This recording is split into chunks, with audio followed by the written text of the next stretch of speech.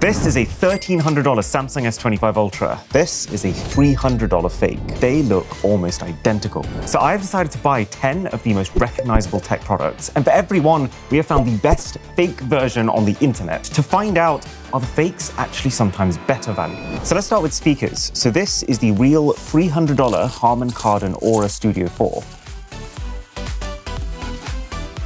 And then this is the $80 2025 LP90 Crystal Pro Bluetooth speaker, Harman-like bass, 4th gen with TF card slot and FM radio.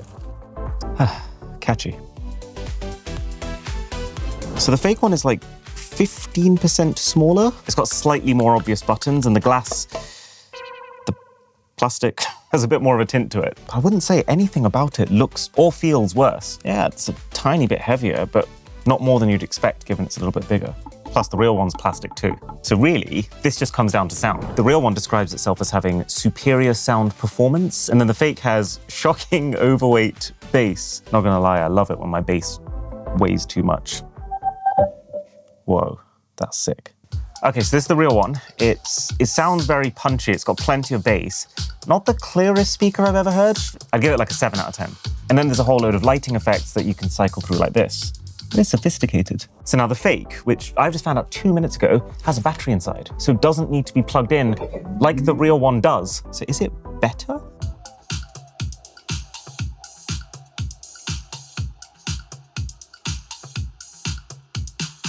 What? It sounds just as clear, it's just as bassy, and it's like louder. The lighting's brighter.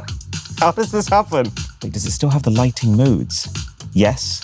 Oh my God, they're like way braver with the colors it uses, but it's just more fun. And these are actually syncing to the music that's playing. So given that this was literally a quarter of the price of this speaker, that is an easy point to the fakes. What about the smartphone? So this is what the real Samsung flagship phone unboxing experience is like. And the first thing to note about this fake is how it's kind of better. How even though the Samsung style box doesn't have space for accessories, they've actually gone as far as to send them separately. A very official looking fast charger, and then a standard squishy clear case. And then the box itself. It's got some outer plastic that the real doesn't, but the rest of it is so faithfully recreated that I can't see how the vast majority of people would ever know any different.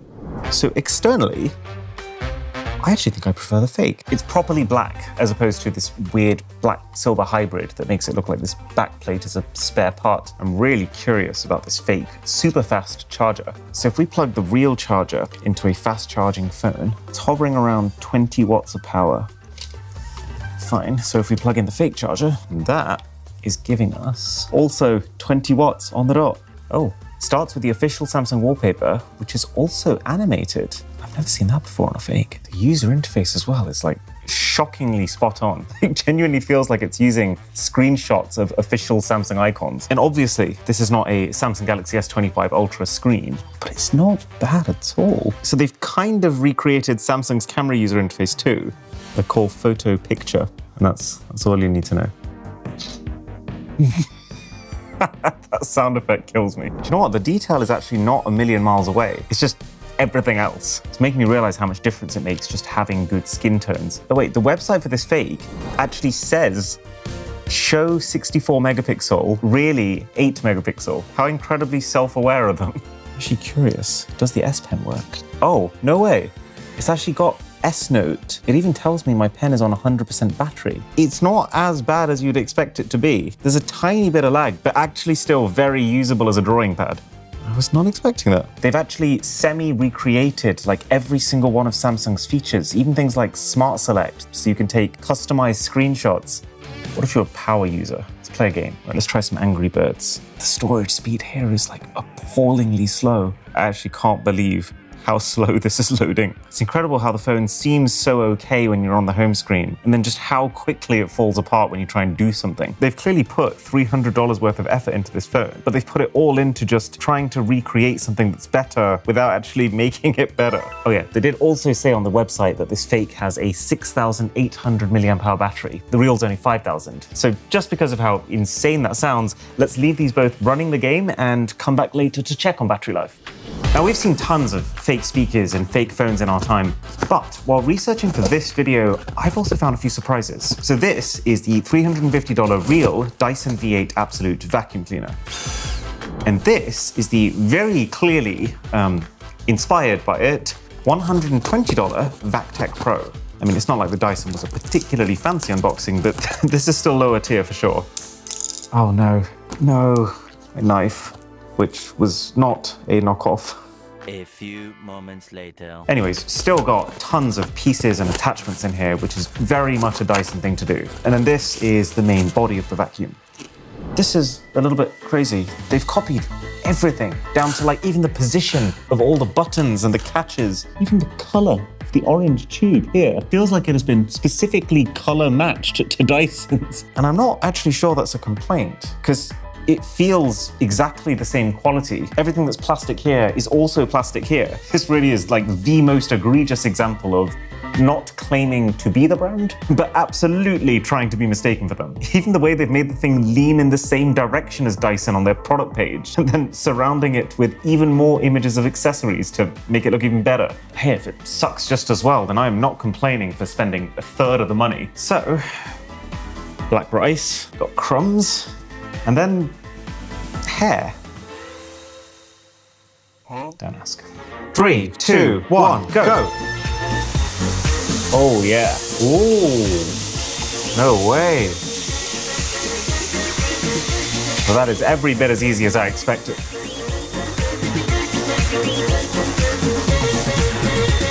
Oh! Okay. I would actually say there's a pretty clear winner here, and it's not the Dyson. It just glided so smooth, and one stroke was picking up every single layer of dirt. Whereas in some cases, like with the hair, the Dyson was actually rubbing it further in. So I guess that's a clean sweep. 2-1 to the fakes. Now, just like the Dyson, the $100 Amazon Ring doorbell is another absolute staple that you would expect to see in a high-end smart home. But what if you just wanted to be frugal? Or what if your grandma got confused and accidentally bought the $30 video doorbell, wireless doorbell, smart Wi-Fi, camera door, phone intercom with motion detection, waterproof for home security? Well, both of them are fully set up here, and brownie points already for the fake for actually including the little speaker that will go off when the bell is rung, or ding dong, as they've called it, which you have to buy separately for the Ring. So let's go up one floor. Okay, so we've got both live feeds loaded up now. The fake did say that it had a wider field of view than the original. That's just a lie. The Amazon Ring can see about 2 times what the fake can, which means, let's say you have a burglar approaching, it's so much easier to see them on the Amazon Ring. And the frame rate of this fake doorbell's recording is absolutely atrocious. I can see like 1 frame of him creeping across. So I mean, if you could only pick one of these as your main tool for surveillance, you don't want it to be this one. That's a real shame for the fake, because the website did say that you can have a long and barrier-free distance with super penetration. That is a disaster of a web page and a product. 2-2.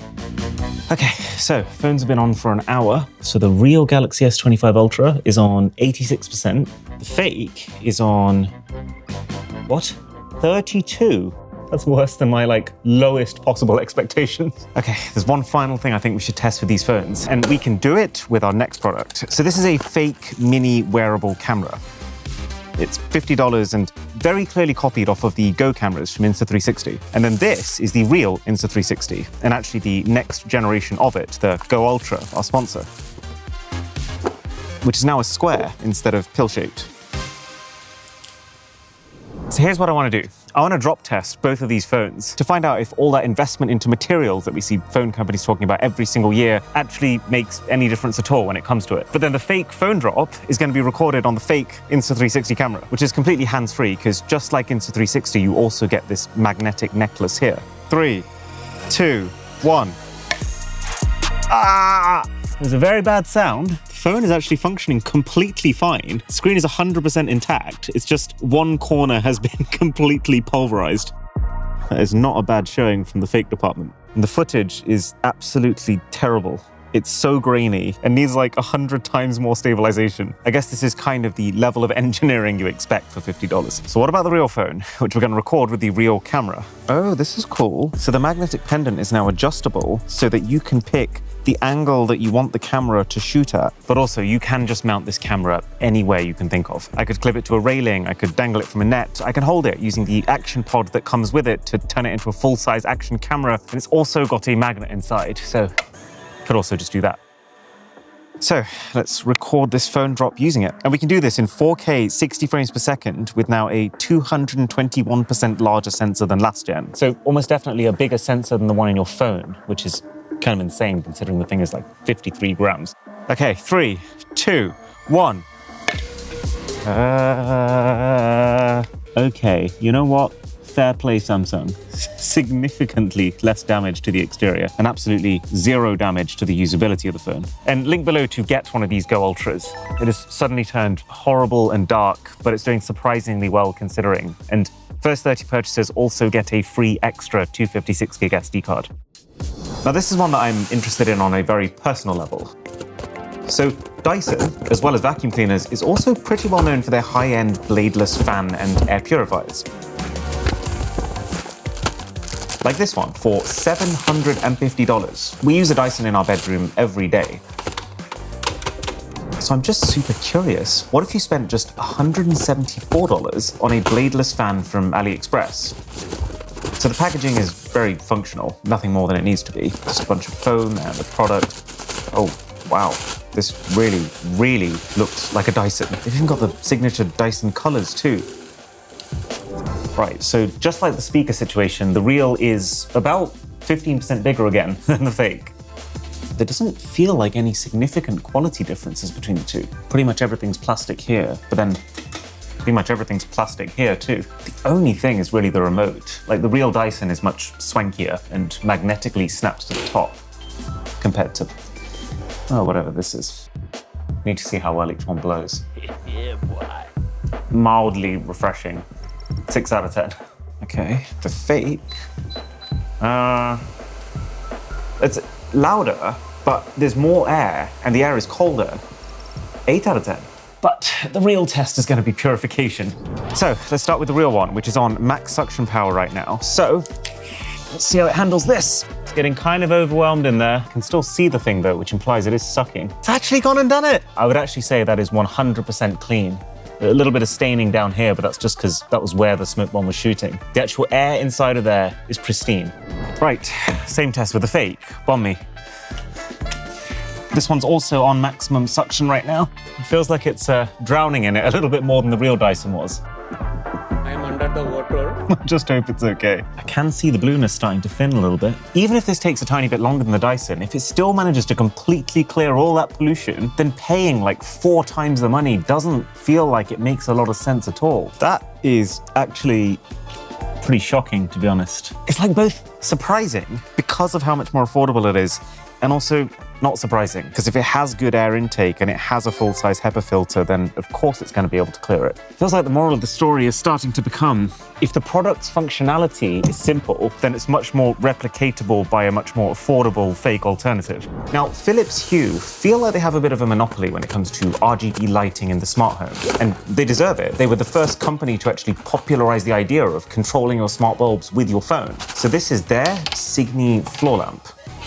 And then this is the Floor Lamp 2 from Govee, which I wouldn't exactly call it fake, but there is no doubt in my mind that Govee is at least somewhat inspired by Philips. They pretty much have a one-to-one equivalent offering for every Philips product.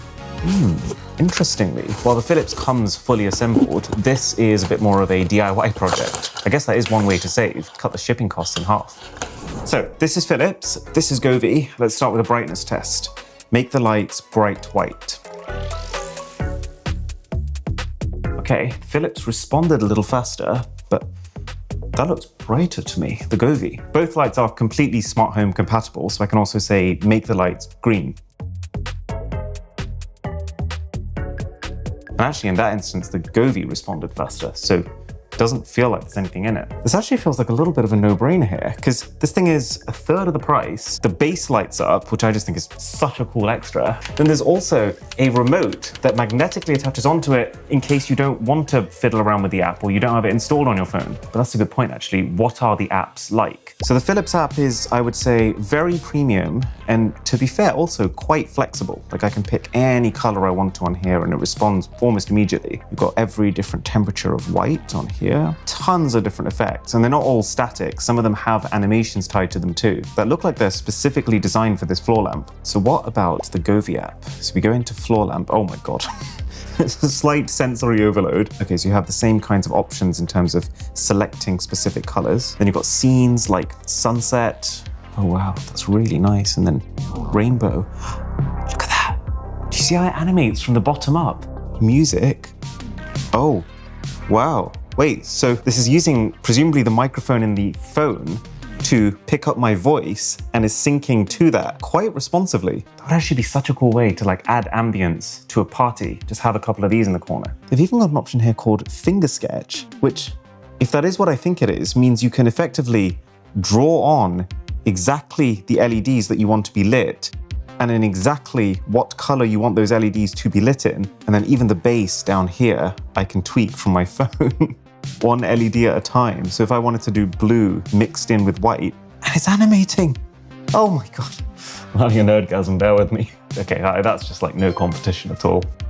Point to the fakes. The cost of buying official gaming controllers can really rack up. Like a basic Xbox controller, $65. You want 4 of them? That's $260. You can nearly buy a console for that much. So what if you spent just $25? Wow, this actually looks like the exact same box if you just made it slightly worse from every single angle. Why do all of these products look like there's some sort of internal requirement to sit on them before shipping them out? So when you look at both of these controllers, it's very obvious which one's which, because the fake one has a home button instead of the Xbox button on the real one. But apart from that one detail, they look absolutely identical. Right, so it's got the grips on the back. It's got a nice weight to it, really soft triggers, nice joysticks. Let's try the other one. Oh my God. It feels the exact same, what the hell? Also really nice joysticks. No, come on. What the hell? Whichever one of these is the fake, they have done a masterful job at not making it feel like one. The D-pad also feels very responsive. This one feels a little bit more like it's just got 4 buttons, one in each direction. So this one's got to be the fake? Goodness sake, this is such a clear win for the fake. And it's just as responsive. It has USB-C charging. It's got replaceable batteries. They even both have rumble, and it feels the same. You're not missing anything. Tell you what though, I have absolutely no idea what to expect for this. So this is Apple's official 11-inch iPad Pro.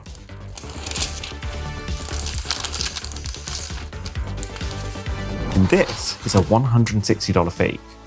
Wow, this is very interesting. Because, well, first of all, it's easily one of the most convincing fake boxes we've seen. But also, while they still have the new iPad imagery and packaging style, they've actually gone as far as to specifically make the box thicker than Apple's, I assume to fit more inside. Apparently we have 1 terabyte of storage here. If that's true, this thing can instantly win Hall of Fame status, no questions asked. And even the Apple style peels. Not quite there, but they tried. And then iPad on top. There's a cable here. And then I feel like I'm in one of those TikToks where someone's telling me that Apple's been secretly hiding accessories in a separate compartment in the box. Oh, it's not a charger. This is a case, a proper folio case. Now, moment of truth. They've done a very good job at making sure it looks like the iPad. What they haven't quite kept up with is how thin the iPad is and how light it is. I would say this is about 1.8 times chunkier. The fake iPad actually has a slightly different aspect ratio to the real iPad.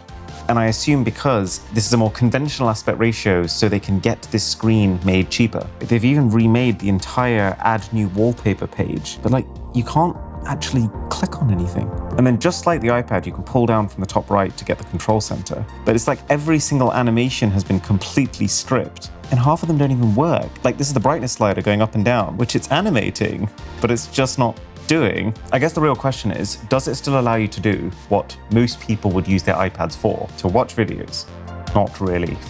It's a 720p resolution and not a great one. And I guess while it is vastly cheaper than a top-end iPad Pro, it's not actually that much cheaper than just a basic iPad, and that still has a far better viewing experience than this. Oh yeah, we need to see how much storage we're actually getting here. So iPad storage, no. It says 161 gigabytes of 1 terabyte used. I can't have used 161 gigabytes. I haven't installed anything. I've installed one app and it's YouTube. Okay, so I've run an actual storage analyzer app, and sure enough, 32 gigabytes, of which 9 gigabytes is used. The layers of deception here are insane. So yeah, just like the... I thought I'd full sended that. Just like the phones, don't buy fake tablets. Bit of a waste of money. And now we're on the subject of Apple products, AirPods Max, which are a very nice looking pair of headphones for sure, but I still haven't managed to get over their $549 price, or the fact that they haven't actually upgraded the product since 2020. Also one of the few times where it doesn't feel like Apple has nailed down the slickest unboxing and first impressions experience.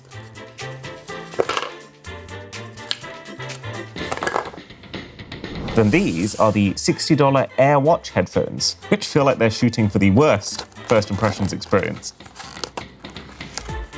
Genuinely looks like someone did the sit test about 50 times on this one. Oh no, that wasn't good. Well, I guess that kind of does our unboxing for us. The AirWatch website is very intriguing. Experience music like never before. Superior noise cancellation. They are just the best headphones I've ever owned. He's got to be talking about the real AirPods, right? And is his name even Jacob? Oh, it's just so unbelievably sus. Well, let's see what the fuss is about then. So these are the fakes. They come in a, yeah, definitely not leather case. Very interesting. And then these are the reals, which come in a slightly nicer, but still very strange case for an Apple product, honestly. The interesting thing about this is never have I seen a fake that looks so similar to the real, but feels so different at the same time. Like, these cushions feel absolutely terrible. The material looks metallic, but I assure you it is not. This is like as cheap as plastic gets. It's like creaking as I put it over my head. Are you freaking kidding me? The cups don't go around my ears because they are pointing diagonally outwards. I've never had a pair of headphones do that, and it just completely ruins the seal that you would normally get. So this is what the real sounds like, and it's like very good, but nothing special. Then the fakes. Oh man, it's actually such a shame because sound quality-wise, no complaints at all. I just can't with these elephant ears. So this one is a Win 2 AirPods Max. That's 5 points each. It's a draw between real and fake. What's not a draw though is the best fake product of the video. It's got to be the Govee floor lamp. The lamp itself ain't gonna fit, so this is how we commemorate. Congratulations, Govee.